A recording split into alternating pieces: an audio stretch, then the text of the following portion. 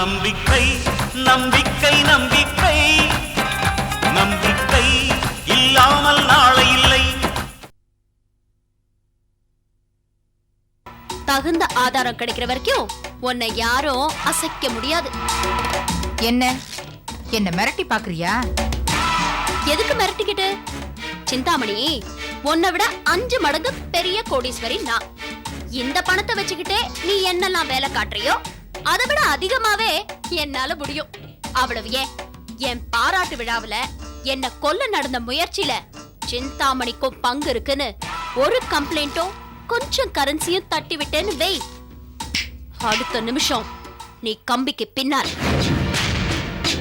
பயப்படாத சிந்தாமணி, நான் அப்படி எதுவும் செய்ய மாட்டேன். இன்ஃபேக்ட் இப்பதான் கமிஷனரை பார்த்து பேசிட்டு வரேன். ஆனா அவர்கிட்ட உன்னை பத்தி ஒரு வார்த்தை கூட சொல்லல. ஏன் தெரியுமா? சட்டம் உனக்கு என்னென்ன தண்டனை தரணுமோ அதை விட அதிகமான தண்டனை அந்த கடவுள் கொடுத்துட்டு இருக்காரு. ஏன் கர்ப்பத்தை அழிக்கணும்னு நீ வச்ச விஷம் உன் பொண்ணு கர்ப்ப பைய அழிச்சிடுச்சு. உனக்கு இனிமே சந்ததியே கிடையாது சிந்தாமணி. இந்த வீடு சொத்து இதுக்கெல்லாம் ஒரே வாரிசு என் மக சக்தி தான். முறைக்காத. உன் பாவப்பட்ட பணம் எனக்கும் வேண்டாம், என் பொண்ணுக்கும் வேண்டாம். என்ன மாதிரி எவ்வளவு பேரை அனாதைய அலைய விட்டுருப்ப. பேசாம இந்த வீடு அனாதை ஆசிரமமா மாத்திட்டா என்ன? நீ கூட ஃப்ரீயா தங்கலாம். உனக்கு ஓகேவா? நீ ரொம்ப உயர்ந்த இடத்துக்கு போயிட்டதா நினைக்காத. பங்களாவையும் காரையும் நீ இன்னைக்குதான் பாக்குற. நான் பிறந்ததுல இருந்தே பாத்துட்டு இருக்கேன். என்ன பிறந்ததுல இருந்தே பாக்குறியா? சிந்தாமணி, நீ பணக்காரியா வேணா வாழ்ந்திருக்கலாம். ஆனா இந்த சொத்தெல்லாம் உனக்கு எப்படி வந்ததுன்னு நான் ஆராய ஆரம்பிச்சேன் வச்சுக்கோ. அப்புறம் உனக்கு தான் அசிங்கம். ஏய், உனக்கு யார்கிட்டயாவது மோதணும்னு தோணுச்சுன்னா என்கிட்ட மோது. அதை விட்டுட்டு ஜெயந்தி கிட்ட உன் பராக்கிரமத்தை காமிக்காத. நான் வாழ்க்கையில பல புயல்களை சந்திச்சவா. எனக்கும் உனக்கும் நடக்கிற யுத்தத்துல அது அப்பாவியை இழுக்காத. மீறி இழுத்த ஜாக்கிரதை.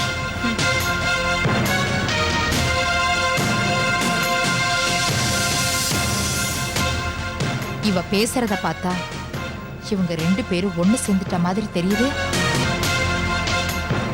விட மாட்டேன்டி. இந்த சிந்தாமணி உங்களை கடைசி வரைக்கும் ஒண்ணு சேர விட மாட்டாங்க.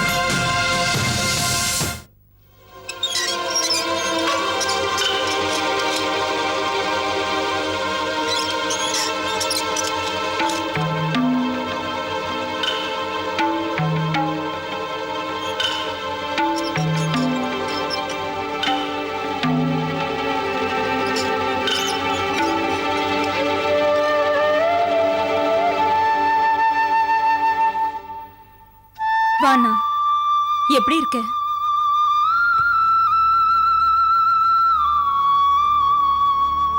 நீ இங்க இருக்கும்போது நாங்க எப்படிமா அங்க சந்தோஷமா இருக்க முடியும்? கஷ்டமும் வேதனையும் நம்ம குடும்பத்துக்கு ஒன்றும் புதுசு இல்லையேண்ணா. நானும் நீ அப்பா எல்லாரும் அந்த பழைய வீட்டுல இருக்கும்போது எவ்வளவு சந்தோஷமா இருந்தோம். நமக்கு வயசு ஆக ஆக கஷ்டமும் அதிகமாயிடுச்சுமா. சின்ன வயசுல நீ என் கையை பிடிச்சுக்கிட்டு நாம 2 பேரும் ஒன்னா ஸ்கூலுக்கு போவோம். நாம அப்படியே இருந்திருக்க கூடாதாம்மா?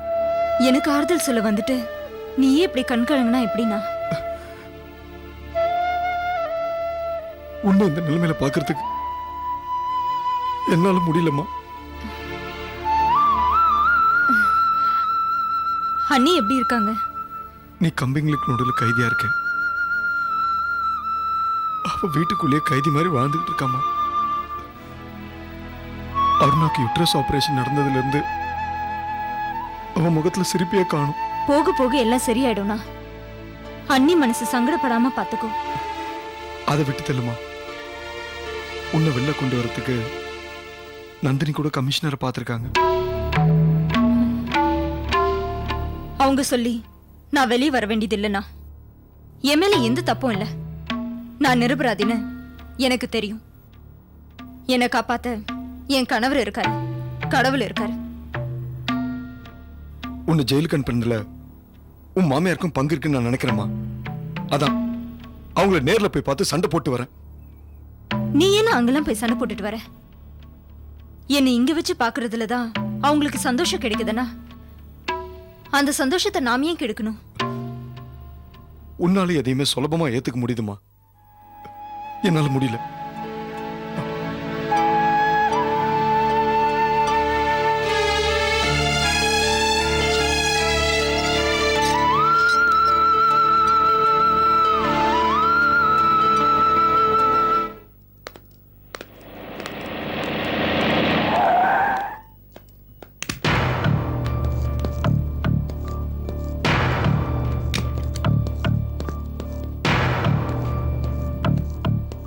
இங்க தேவிங்கிறது யாரு? நான் தான் சார். என்ன வேணும் உங்களுக்கு? நந்தினி மேடத்தை நடந்த பாராட்டு விழாவில் குண்டு வெடிச்சு தொடர்பா உங்களை விசாரிக்க வந்திருக்கேன். ஆமா, எத்தனை வருஷமா இந்த பொக்கே ஷாப் ஒர்க் பண்றீங்க? 1.5 வருஷமா சார். ஜெயந்தி எப்ப வேலைக்கு சேர்ந்தாங்க? ஜெயந்தி இப்பதான் வேலைக்கு சேர்ந்தாங்க. சேர்ந்து கொஞ்ச நாள்லயே என் கூட நல்லா பழகிட்டாங்க. ஜெயந்தி ரொம்ப நல்ல பொண்ணு சார். அவங்களை எப்படியாவது ரிலீஸ் பண்ணிடுங்களேன். ரைட். உண்மையான குற்றவாளி கண்டுபிடிக்க நீங்க கோஆபரேட் பண்ணீங்கன்னா நிச்சயமா ஜெயந்தி ரிலீஸ் ஆயிடுவாங்க. நிச்சயமா உங்க விசாரணைக்கு நான் ஒத்துழைக்கிறேன் சார். அன்னைக்கு அந்த பொக்கே ஆர்டர் பண்ண வந்தவரை உங்களால அடையாளம் காட்ட முடியுமா? ஆளை பார்த்தா என்னால கரெக்டா கண்டுபிடிச்சிட முடியும் சார். எப்படி சொல்றமா? அன்னைக்கு அந்த ஆளை பொக்கேல ஏதோ ஒன்னு செட் பண்ணதை பார்த்தேன் சார். ஏமா அதை பார்த்தல உடனே ஏன் அதை விசாரிக்கல? அன்னைக்கு என்ன நடந்துச்சுன்னா,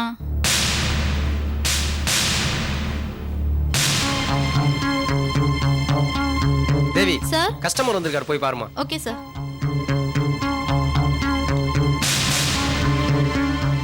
நான் சரியா அவனை பார்க்கறதுக்குள்ள என்னோட ஓனர் வேற கஸ்டமர்ஸை பார்க்க சொன்னதுனால என்னோட மைண்ட் டைவர்ட் ஆயிடுச்சு. என்னால அவனை சரியா கவனிக்க முடியல சார். சரிம்மா, அவனை நீங்க எங்க பார்த்தாலும் எங்களுக்கு இன்ஃபார்ம் பண்ணிடுங்க. தேவைப்பட்டா உங்களை விசாரணை கூப்பிட வேண்டியிருக்கும். எப்ப வேணாலும் நான் வரேன் சார்.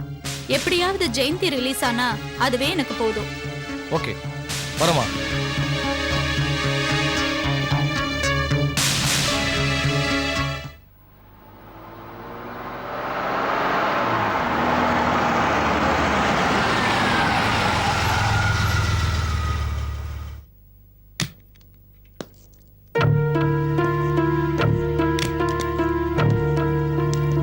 அம்மா ஒரு நிமிஷம். யார் சார் வேணும்? ஜெயந்தி இல்லையா? உங்களுக்கு விஷயமே தெரியாதா? ஜெயந்திய போலீஸ் புடிச்சிட்டு போயிட்டாங்களே. போலீஸ் பிடிச்சிட்டு போயிட்டாங்களா? எதுக்கு? எங்கேயோ குண்டு வெடிச்சதுக்கும் அந்த அம்மாவுக்கும் சம்பந்தம் இருக்குன்னு அரெஸ்ட் பண்ணி கூட்டி போயிட்டாங்க.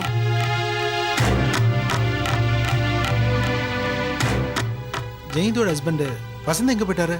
அந்த மனுஷன் பாவம், எப்படியாவது பொண்டாட்டிய வெளியே கொண்டுட்டு வரணுங்கிறதுக்காக பணத்துக்காக எங்கெங்கயோ அலையிறாரு. என்ன செய்யறது? எல்லாம் அவங்க தலையெழுத்து.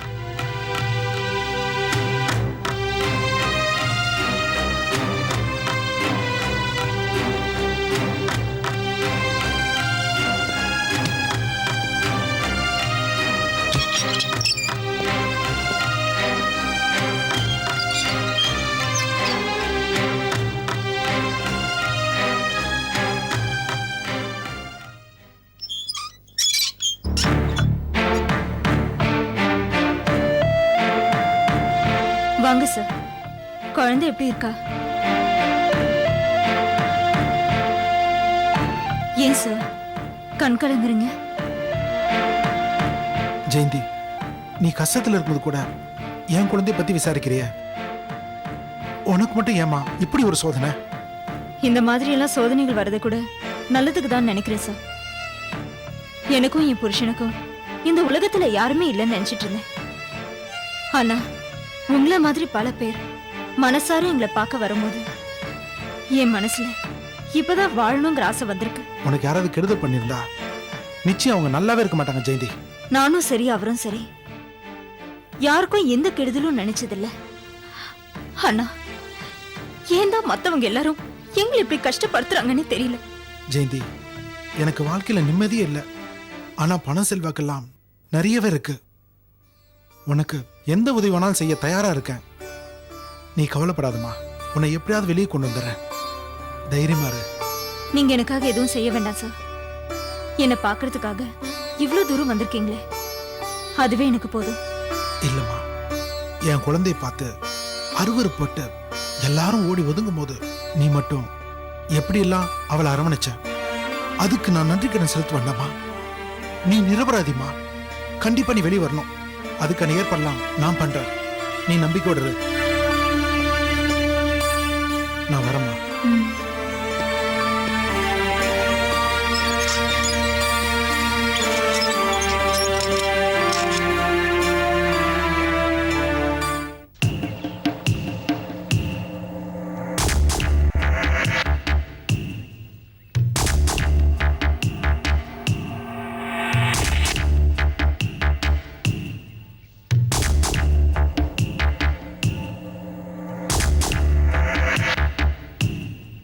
Good morning sir. வாடா நாராயணா, என்னடா இது லேட்டா வர? இன்னைக்குன்னு பார்த்து எவ்வளோ வேலை இருக்கு? அதான் வந்துட்டேனே சார். என்னடா இது கையில் புக்கு? சார் எங்கள் ஊரில் கோயிலில் கும்பாபிஷேகம். நீங்கள் தான் வாரி வழங்கும் வள்ளலாச்சே, அதனால் நன்கொடை ரசீதை எடுத்துகிட்டு வந்தேன். முதல்ல உங்கள் கையினால் போனி பண்ணுங்க சார். என்னடா நாராயணா, போன மாசம் தானடா நீ என்கிட்ட உங்க குலதெய்வம் கோயிலுக்கு கூரை போடணும்னு நன்கொடை வாங்கின. கடைசியில பார்த்தா உங்க வீட்டு கூரையை பிச்சுட்டு கான்கிரீட் தளம் போட்டிருக்கிறதாக கேள்விப்பட்டேன். ஐயோ, அது வேற இது வேற சார். டேய் பாத்துரா, சாமி வேற சொல்லி சம்பாரிச்சவன் உருப்படாம போயிடுவான். அதெல்லாம் எனக்கு தெரியும் சார். முதல்ல உங்கள் கையினால் ஏதாவது எழுதுங்க சார். ஏதாவது என்னடா எழுதுறது? சினிமாக்கு கதை தான் எழுதணும். சினிமா கதை எழுதுக்கு இவ்வளோ பெரிய புக் எதுக்கு சார்? ஒரு பஸ் டிக்கெட் போதுமே. பட்ஜெட் படமோ? நாராயணன் நீங்க தான் இருக்காரா? முதல்ல ஒரு தலைமறைவா எங்கேயாவது விரட்டி விடுங்க. ஏமா? நந்தினி பாராட்டு விழாவுல பாம்பு வெடிச்ச விஷயமா போலீஸ் வட்டாரத்துல பரபரப்பா பேசிட்டு இருக்காங்க. விசாரணையை வேகமா எப்படியோ முடுக்கி விட்டுருக்காங்க. நாராயணா, சிறப்பு செய்தி வந்திருக்கு. பேபி சீக்கிரம் என்னன்னு சொல்லு. பாம்பு வெடிச்ச கேஸ்ல ஜெயந்தியை காப்பாத்துறோம்னு ரங்கநாயகி களத்துல இறங்கியாச்சு. என்னது? ரங்கநாயகி களத்துல இறங்கியிருக்காளா? எப்படி? ஜெயந்தியோட அண்ணன் பிரேம் ரங்கநாயகியை பார்த்து எப்படியாவது ஜெயந்தியை வெளில கொண்டு வரணும்னு கேட்டிருக்கான். ரங்கநாயகி பர்சனலா கமிஷனரை பார்த்து பேசியிருக்காங்க. போலீஸ் பொக்கே ஷாப்ல போய் விசாரணை பண்ணிருக்காங்க. குற்றவாளியை எப்படியாவது கண்டுபிடிச்சாங்கன்னு போலீஸ் தீவிரமா செயல்படுறாங்க. ஏய் நாராயணா சார், போலீஸ் பிடி இருக்கிடுச்சுன்னா கண்டிப்பா நீ அதுல சிக்கிக்குவ. ஒன்னால எனக்கும் ஆபத்து. பேசாம நீ இந்த ஊர்லயே இருக்காத, எங்கேயாவது தலைமறைவா ஓடிடு. சார் நான் எங்கே சார் போவேன்? எனக்கு உங்களை விட்டா யாரு சார் தெரியும்? ஏன்டா கவலைப்படுற நாராயணா? சிந்தாமணி மா கிட்ட சொல்லி கை நிறைய பணம் வாங்கி தரேன். அதை எடுத்துக்கிட்டு ஏதாவது கண்காணாத இடத்துக்கு போய் ஒளிஞ்சிக்க. விஷயம் கொஞ்சம் ஆறட்டும், உனக்கு சொல்லி விடுறேன், நீயே வந்துரு. ஓகேயா? கிளம்புடா. சரி சார். என்ன பேபி சும்மா நின்றுட்டு இருக்க? வா போலாம்.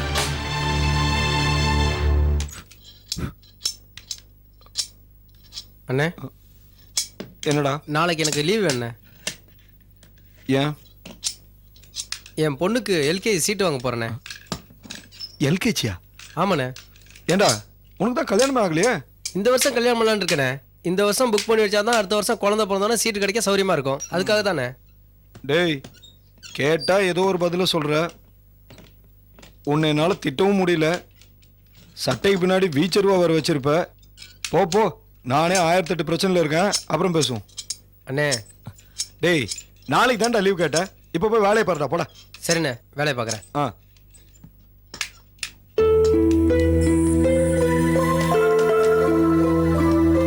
ஹலோ, மெக்கானிக் இருக்காரா? இருக்கார் சார். அண்ணே, உங்களை பார்க்க யாரோ வந்திருக்காங்கண்ணே. வரேன். நீங்க ஜெயந்தியோட பிரதர் தானே? ஆமா மிஸ்டர் கௌதம். எஸ். ஏதோ ப்ராப்ளமா? ஆமா, வர வழியில வண்டி கொஞ்சம் பிரேக் பிடிக்கல, அதான் பார்த்துட்டு போலான்னு வந்தேன். இது உங்க ஷெட்டா? ஆமா சார், இது எங்க ஷெட் தான். ஒரு நிமிஷம். ஜெயராஜ், என்னண்ணே? இங்க வாடா. சார் வண்டியில் ஏதோ பிரேக் கம்மியா இருக்கா, என்னன்னு பாரு. வண்டி வெளில நிக்க. சரிண்ணே. சார் சாவி கொடுங்க. அப்புறம் ஒர்க்லாம் எப்படி போகுது? நல்லா போயிட்டு இருக்கு சார். ஜெயந்தியோட கேஸ்ல ஏதாவது டெவலப்மெண்ட் இருக்கா? இல்லை சார், இன்னும் அப்படியே தான் போயிட்டு இருக்கு. நீங்கள் கூட ஜெயிலுக்கு வந்து பார்த்துட்டு போனதா சொன்னா.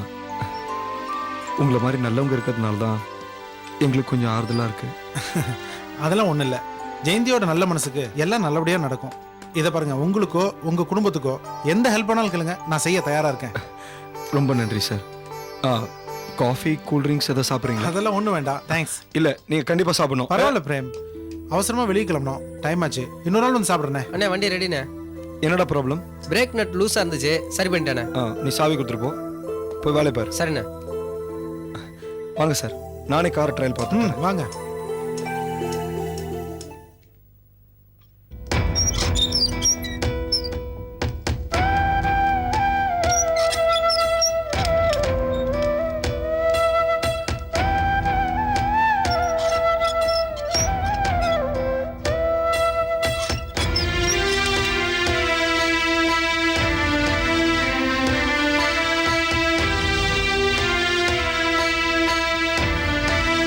அத்தை. ஜெயந்தி நீ இங்கிருந்து கஷ்டப்படுறத என்னால பார்க்க முடியலம்மா. கடவுள் ஏன் தான் உனக்கு இவ்ளோ கஷ்டத்தை தராரோ? விதி அத்தை. நீங்களும் நல்லவங்க தான். ஆனா எத்தனையோ வருஷம் உங்களையும் இப்படிதான் அடைச்சு வச்சிருந்தாங்க. அதை நானா தேடிக்கிட்டதுமா. ஆனா நீ வாழ வேண்டிய பொண்ணு, அதுவும் இப்படி வாயும் வயிறுமா இருக்கிற உன்ன போய். சட்டத்துக்கு சாட்சி தான் அத்தை முக்கியம். நான் புள்ளத்தாச்சிங்கிறதுக்காக அவங்க என் மேல அனுதாபப்பட முடியாது. உனக்கும் வசந்துக்கும் இந்த கஷ்டம் எல்லாம் தேவையே இல்லம்மா. அந்த சிந்தாமணி அனுபவிக்கிற எல்லா சொத்துமே உங்களுக்கு சேர வேண்டியதுதான்.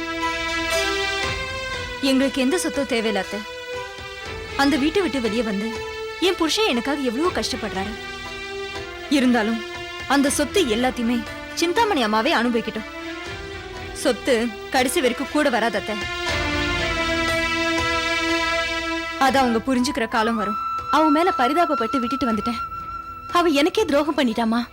30 வருஷமா அவ நல்லதானமா இருக்கா. அநியாயம் பண்றவங்க எந்த கஷ்டத்தையுமே அனுபவிக்காம கடைசி வரைக்கும் நல்லதானமா இருக்காங்க. இதெல்லாம் பார்க்கும்போது நாட்டுல தர்மம் நியாயம் எதுவுமே இல்லைன்னு தோணுதுமா.